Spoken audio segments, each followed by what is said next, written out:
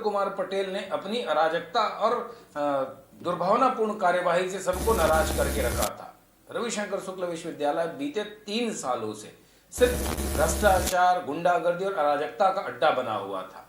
जब ये मामला पब्लिक डोमेन में आया, खबरें बनी, अखबारों में, समाचार पत्रों में छपनी शुरू हुई, इससे शैलेंद्र कुमार पटेल बौखला गया और जांच में पाया कि शैलेंद्र कुमार पटेल छत्तीसगढ़ लोक सेवा आयोग के द्वारा उप कुल सचिव पद के लिए जो मापदंड तय किए गए उसको पूरा नहीं करता है। के साथ दुर्व्यवहार किया, गाली गलौज तक भी किया गया, ऐसा बताते हैं।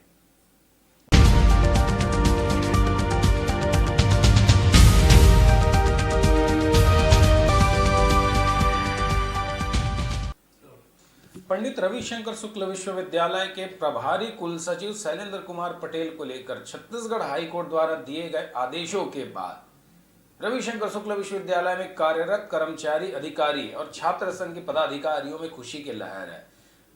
शैलेंद्र पटेल की कार्यशैली से रविशंकर शुक्ल विश्वविद्यालय के कर्मचारियों में और छात्र संघ के पदाधिकारियों में व्यापक आक्रोश था। शैलेंद्र कुमार पटेल ने अपनी अराजकता और दुर्भावनापूर्ण कार्यवाही से सबको नाराज करके रखा था। रविशंकर शुक्ल विश्वविद्यालय बीते 3 सालों से सिर्फ भ्रष्टाचार, गुंडागर्दी और अराजकता का अड्डा बना हुआ था। ठेकेदारों में कमीशन खोरी, प्रश्न पत्रों की छपाई में कमीशन खोरी और कार्य परिषद की बैठकों में कार्य परिषद के सदस्यों को धमकी तक दी जाती थी। अब जब ये मामला स्पष्ट हो गया है कि शैलेंद्र कुमार पटेल अयोग्य है, उसको रजिस्ट्रार नहीं बनाया जा सकता, इसके बाद उन सभी लोगों में खुशी की माहौल है जो लोग उसका विरोध करते थे उनके गलत कार्यों का। शैलेंद्र पटेल के बारे में आपको मैं बताऊं, सबसे पहले इसका चयन हुआ था साल 2016 में। साल 2016 में पहली बार सरकारी सेवा में आया था। साल 2014 में राज्य लोक सेवा आयोग के द्वारा कुल सचिव, उप कुल सचिव, सहायक कुल सचिव के पदों के लिए विज्ञापन जारी किया गया, जिसमें भर्ती साल 2016 में हुआ। तब उप कुल सचिव पद के लिए इसका चयन हुआ था और उसी को आधार बनाकर फिर ये कुल सचिव बन गया। साल 2016 में जब उप कुल सचिव पद में इसका चयन हुआ तो फिर इसकी पहली नियुक्ति दी गई थी शहीद महेंद्र कर्मा विश्वविद्यालय जगदलपुर बस्तर में। 2 सालों का प्रोबेशन पीरियड था। उस समय इसके शैक्षणिक और अनुभव संबंधी दस्तावेजों की जांच की जानी थी, पर जांच नहीं की गई। महेंद्र कर्मा विश्वविद्यालय के तत्कालीन रजिस्ट्रार और वीसी ने इसके शैक्षणिक और अनुभव संबंधी दस्तावेजों की जांच स्वयं ना कर वहां पदस्थ एक संविदा कर्मचारी से जांच कराई। अब समझिए आप कि एक रेगुलर भर्ती के शिक्षक या कुल सचिव, उप कुल सचिव की एक संविदा में पोस्टेड कर्मचारी कैसे जांच कर सकता है। उसने भी सिर्फ खानापूर्ति की और बैकडोर से आए हुए अयोग्य उप कुल सचिव शैलेंद्र कुमार पटेल का सिक्का वहां जम गया। 2 साल के प्रोबेशन पीरियड के बाद ये नियमित हो गया। इस दौरान शहीद महेंद्र पटेल विश्वविद्यालय में काफी विवाद रही। ठेकेदारों को लेकर ठेकेदारों में और विश्वविद्यालय प्रबंधन के बीच काफी विवादास्पद स्थिति रही। शुरुआत के दिनों से ही शैलेंद्र कुमार पटेल की कार्यशैली विवादास्पद रही है। शहीद महेंद्र कर्मा विश्वविद्यालय में पदस्थ रहते हुए भी वहां नोट शीट में कूट रचना की गई थी। कर्मचारियों के खिलाफ जगदलपुर के थाने में अपराध दर्ज करा दिया गया था। विरोध वहां भी हुआ था, पर सबको दबा दिया गया। मामला लोकायुक्त तक भी पहुंचा था, जहां पे लोकायुक्त ने शैलेंद्र कुमार पटेल को फटकारा था। साल 2018 में इसका ट्रांसफर पंडित रविशंकर शुक्ल विश्वविद्यालय कर दिया गया, जहां से अब तक वहां पदस्थ है। साल 2020 में कुल सचिव पद पे इसका चयन हो गया। मैं दोनों बातें आपको स्पष्ट कर देना चाहता हूं कि उप कुल सचिव पद में और कुल सचिव पद में दोनों में हुए चयन इसके गलत है। दोनों के लिए जो एक मापदंड तय किया गया है उसको शैलेंद्र कुमार पटेल पूरा नहीं करता है। लेकिन भाग्य कहिए आप, या सत्ताधीशों का संरक्षण, या अधिकारियों का सहयोग कीजिए। इतना अयोग्य होने के बाद भी, सब कुछ स्पष्ट होने के बाद भी इस पर कार्यवाही नहीं हो पा रही थी। साल 2020 में यह मामला हमारे संज्ञान में आया। अब वो कैसे आया वो भी मैं आपको बता रहा हूं। साल 2020 में रविशंकर शुक्ल विश्वविद्यालय के तत्कालीन कुल सचिव गिरीश कांत पांडे विश्वविद्यालय प्रबंधन के द्वारा एक स्मार्ट बोर्ड की खरीदी की गई थी। स्मार्ट बोर्ड के माध्यम से प्रोजेक्टर वगैरह से क्लासरूम में पढ़ाई होती। उस खरीदी में व्यापक अनियमितताएं की गई थी। भंडार क्रय नियमों का उल्लंघन किया गया था। जब ये जानकारी मिली तो उस खबर को कवरेज करने के लिए, जानकारी लेने के लिए हम विश्वविद्यालय पहुंचे थे। तो तब तत्कालीन कुल सचिव गिरीश कांत पांडे छुट्टी में थे, तो उप कुल सचिव होने के नाते इनको प्रभारी बना दिया गया था। इनसे जब हमने इस विषय में बात की तो इन्होंने एक लाइन में कहा कि ऐसी कोई गड़बड़ियां नहीं हुई है, और अगर ऐसी कोई गड़बड़ियां हुई है, शासन कार्यवाही करती है तो जेल जाने को भी वो तैयार है। दो टुक शब्दों में उन्होंने कहा। अब समझिए, किसी व्यक्ति से अगर आपकी कोई पहली मुलाकात हो रही है और पहली मुलाकात में आदमी अगर ये कहे कि मैं जेल जाने को तैयार हूं, तो उसका टेम्परामेंट समझने की बात है। उसका दिमाग में क्या फितूर चल रहा है। जब ये खबरें पब्लिक डोमेन में आई कि स्मार्ट बोर्ड खरीदी में गड़बड़ी की गई है, करीब 2 करोड़ रुपए की खरीदी की गई थी, उसमें किसी एक सप्लायर फर्म को लाभ पहुंचाया गया था। उच्च शिक्षा विभाग ने इसकी जांच भी कराई और जांच में गड़बड़ी पाई भी गई। जब ये मामला पब्लिक डोमेन में आया, खबरें बनी, अखबारों में, समाचार पत्रों में छपनी शुरू हुई, इससे शैलेंद्र कुमार पटेल बौखला गया। इसी दौरान उसके कुल सचिव और उप कुल सचिव दोनों पदों में अयोग्य होने की जानकारी मिली। हमने उसके दस्तावेजों की पड़ताल की और दस्तावेजों की पड़ताल के बाद एक खबर जो बनी कि अयोग्य व्यक्ति को कुल सचिव की जिम्मेदारी दी गई है, उप कुल सचिव बनाया गया है। तब जाकर उच्च शिक्षा विभाग ने एक जांच समिति बनाई। इसकी शिकायत भी पहुंची थी उच्च शिक्षा विभाग तक। उच्च शिक्षा विभाग ने 2 सदस्यीय जांच समिति बनाई, जिसमें अपर संचालक और संयुक्त संचालक थे। लगभग 7 महीने तक कमेटी ने जांच की और जांच में पाया कि शैलेंद्र कुमार पटेल छत्तीसगढ़ लोक सेवा आयोग के द्वारा उप कुल सचिव पद के लिए जो मापदंड तय किए गए उसको पूरा नहीं करता है। देखिए किस तरीके से जांच समिति के स्पष्ट होने के बाद कार्यवाही नहीं हुई, उसकी घटना आपको बताता हूं। जब शासन ने ये समझ लिया कि एक उस योग्यता को पूरा नहीं करता है, फिर भी कार्यवाही होनी थी, पर फाइलों को दबा दिया गया। जब जांच समिति जांच कर रही थी तो शैलेंद्र पटेल ने उनके साथ भी बदसलूकी की। जांच समिति की पर ही सवाल उठा दिया। जांच समिति में शामिल एक कर्मचारी के साथ दुर्व्यवहार किया, गाली गलौज तक भी किया गया, ऐसा बताते हैं।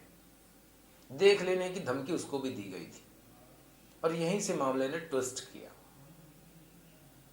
जो गलत है सो गलत है, तो वहां से उसने धमकी दिया। उसके सही रिपोर्ट बनी, जांच रिपोर्ट में भी लिपापोती नहीं हुई, सही रिपोर्ट बनी और सही रिपोर्ट आज भी स्पष्ट है कि वो अयोग्य है। उप कुल सचिव की योग्यता ये थी कि जब राज्य लोक सेवा आयोग के द्वारा विज्ञापन जारी किया गया था, उसके अनुसार सहायक प्राध्यापक के रूप में 6000 के एजीपी में 9 वर्षों के अध्यापन का अनुभव होना आवश्यक था। चूंकि शैलेंद्र पटेल पहली बार सरकारी सेवा में आया था, इसके पहले वो आरआईटी और बीआईटी में ही निजी शैक्षणिक संस्थानों में उसने सेवा दी थी, जिसमें 6000 की एजीपी नहीं मिलती। जांच समिति ने जांच की तो उसने पाया कि 6000 की एजीपी में 9 वर्षों का अध्यापन अनुभव पूरा नहीं करते। जांच समिति ने रिपोर्ट शासन को भेज दिया, जिसमें कार्यवाही लंबित है। उप कुल सचिव की जो बनाए गए बेस के आधार पर साल 2020 में जब विज्ञापन निकला तो उसको आधार बनाकर उसने कुल सचिव पद के लिए आवेदन किया और समझिए वहां पर भी इसका चयन हो गया। साल 2020 में छत्तीसगढ़ लोक सेवा आयोग, उस समय प्रदेश में कांग्रेस की सरकार थी, छत्तीसगढ़ लोक सेवा आयोग में जितनी भर्तियां हुई हैं सब विवादास्पद हैं, सबको लेकर चर्चाएं हैं और उसके बहुत सारे जो सिलेक्टेड कैंडिडेट हैं, चयनित अभ्यर्थी हैं, वो जेल में हैं। तत्कालीन अध्यक्ष रहे टामन सिंह सोनवानी भी जेल में है। ये उस समय इसकी भर्ती हुई थी। अयोग्य होने के बाद भी पिछले दरवाजे से इसका चयन कुल सचिव पद में कर दिया गया, जबकि वह उस योग्यता को पूरा नहीं करता है। जब शासन के संज्ञान में यह बात आई कि यह व्यक्ति उप कुल सचिव और कुल सचिव दोनों पदों के लिए अयोग्य है, तो शासन ने इसका चयन कुल सचिव पद में होना था उसको निरस्त कर दिया। तो शासन के इस आदेश को उसने हाई कोर्ट में चैलेंज किया, जहां हाई कोर्ट ने कहा कि आप एक समिति बनाकर इसकी जांच कर सकते हैं और अगर ये अयोग्य फिर से पाया जाता है तो इसका चयन निरस्त कर दिया जाए। शासन ने फिर एक 3 प्रिंसिपल की कमेटी बनाई और 3 प्राचार्यों की कमेटी ने यह पाया कि यह निर्धारित योग्यता को पूरा नहीं करता है। इस तरीके से लगातार शासन की जांच पे जांच चलती रही। लगातार 3 से 4 दौर की जांच हुई और सभी जांचों में यह अयोग्य ही पाया गया। जब इस तरीके से घटनाक्रम चलता रहा तो परेशानी दबाव बनाने के उद्देश्य से शैलेंद्र कुमार पटेल ने उच्च शिक्षा विभाग के सचिव और कमिश्नर को हाई कोर्ट में घसीटना शुरू किया। जब यह खबर लगातार सोशल मीडिया में, प्रिंट मीडिया में, इलेक्ट्रॉनिक मीडिया में जगह बना रही थी तो उसने हम पर भी दबाव बनाने की कोशिश की और उसमें असफल होने पर हमारे खिलाफ अपराध दर्ज करवा दिया गया, एक झूठी FIR कराई गई। हमारी गलती सिर्फ यह थी कि हमने सच का साथ दिया था, हमने इसके कारनामों को उजागर किया था। रविशंकर शुक्ल विश्वविद्यालय प्रदेश का सबसे बड़ा शैक्षणिक संस्थान है, प्रदेश का सबसे बड़ा विश्वविद्यालय है, जहां से कई बड़ी राजनीतिक हस्तियां, बड़े अधिकारी पढ़कर निकले हैं। अगर उस विश्वविद्यालय में इस तरीके से खटराल किस्म का व्यक्ति अगर प्रशासनिक पदों में बैठा हो तो उस विश्वविद्यालय की क्या भूमिका होगी, क्या हश्र होगा, वो देखा जाएगा। इसलिए हमने सच से आम लोगों तक पहुंचाया, जिसका नतीजा यह हुआ कि हमारे खिलाफ FIR दर्ज कराई गई और सिर्फ हमको दबाने के लिए, सच की आवाज दबाने के लिए एक मनगढ़ंत आरोप लगाए गए थे और कानून में जो तकनीकी खामी है उसका लाभ उठाकर हमारे खिलाफ अपराध दर्ज कराया गया। हालांकि बाद में माननीय उच्च न्यायालय से हमको न्याय मिला, माननीय उच्च न्यायालय ने हमारी गिरफ्तारी पर रोक लगाया और सही जांच के आदेश दिए। तो इस तरीके से इसने जिस भी व्यक्ति ने, जिस भी अधिकारी ने शैलेंद्र कुमार पटेल के आवाज में, विरोध में जिसने भी आवाज मुखर किया है उसको इसने दबाने का प्रयास किया है, चाहे उच्च शिक्षा विभाग के सचिव हो, कमिश्नर हो, कोई पत्रकार हो या किसी भी छात्र संघ के पदाधिकारी हो। ये ऐसा इसलिए हुआ क्योंकि तत्कालीन सरकार में बैठे कुछ लोग, कुछ जिम्मेदार लोगों के द्वारा शैलेंद्र पटेल को संरक्षण दिया जा रहा था। हर छोटी बड़ी बातों के लिए शैलेंद्र पटेल के लिए फोन जाता था। इवन ये तो कहा जाता है कि शैलेंद्र पटेल रविशंकर शुक्ल विश्वविद्यालय में कम, मंत्री और नेताओं के बंगलों में ज्यादा समय देता था, उनकी जी हुजूरी करता था, जिसके चलते इतने आरोप प्रमाणित होने के बाद भी साल 2020 से लेकर 2023-24 तक किसी भी प्रकार की कोई कार्यवाही नहीं हुई। तत्कालीन उच्च शिक्षा मंत्री उमेश पटेल थे, खरसिया से विधायक थे और दिग्गज कांग्रेसी नेता नंद कुमार पटेल के बेटे। उनके यहां फाइलें महीनों तक दबा के रख दी गई थी, कार्यवाही कुछ नहीं हुई।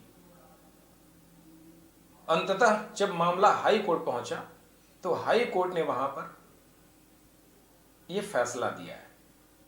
साल 2022 में मामला हाई कोर्ट पहुंचा था, 3 सालों तक लंबी लड़ाई वहां पर चली। 22 मई 2025 को माननीय हाई कोर्ट ने आदेश पारित किया है।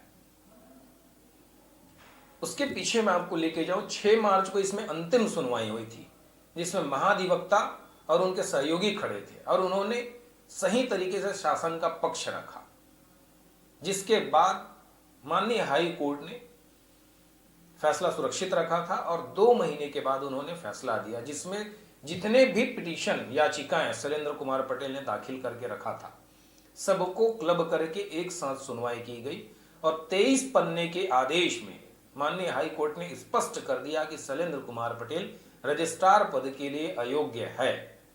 हाई कोर्ट की इस टिप्पणी को शासन में बैठे मठाधीशों और उच्च शिक्षा विभाग में बैठे अधिकारियों को देखना, पढ़ना और समझना चाहिए, आखिर ऐसी स्थितियां निर्मित क्यों होती है। शैलेंद्र कुमार पटेल ने ना कानून में जो चूक है, लूफोल है, उसका फायदा उठाए, वरन राजनीतिक संरक्षण का लाभ लेते हुए अपने खिलाफ उठने वाली आवाजों को दबाया है।